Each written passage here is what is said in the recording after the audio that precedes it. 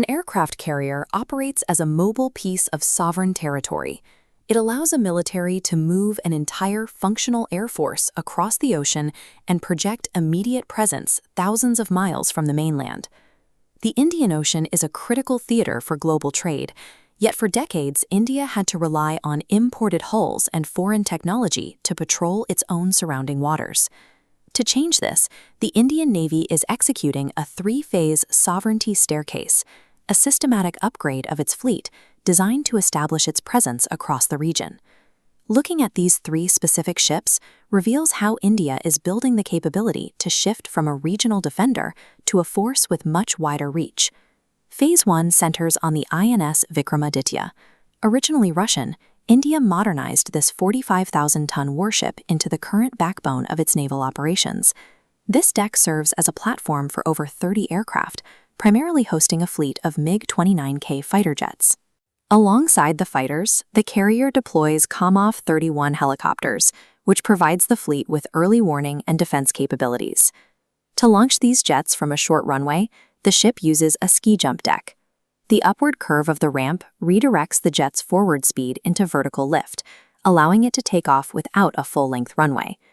Adapting this hardware provided the Indian Navy with immediate sea control.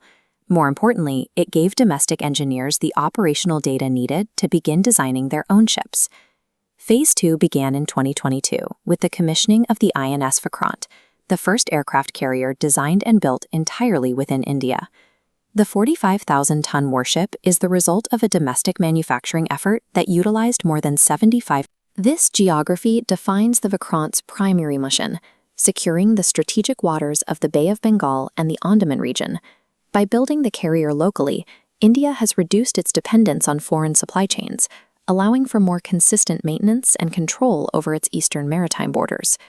Phase 3 involves the ambitious planning of the INS Vishal, a massive 65,000-ton supercarrier that is fundamentally designed to utilize unlimited nuclear propulsion. The Vishal is intended to replace the physical ski jump with an electromagnetic aircraft launch system, or EMALS. This uses powerful electromagnetic pulses to accelerate aircraft down a flat runway. Unlike a ramp, EMALS can be calibrated to launch varying weights. This allows the ship to deploy heavy combat drones and the upcoming 5th-generation AMCA fighter, which require more launch force than a Skijada can provide.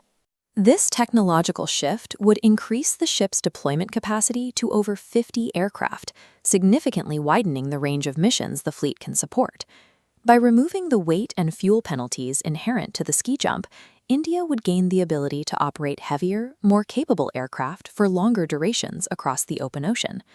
The progression is clear, from a modernized foreign hull to a majority indigenous build, to a planned nuclear-powered supercarrier. These three phases represent more than a larger fleet. They are floating airbases extending India's military influence well beyond its coastlines. Operating three distinct carriers allows for a continuous presence at sea, ensuring that while one ship is in maintenance, others are actively projecting power. This engineering evolution provides the Indian Navy with the persistence and range required to project its presence across the broader Indo-Pacific and protect its interests on a larger scale.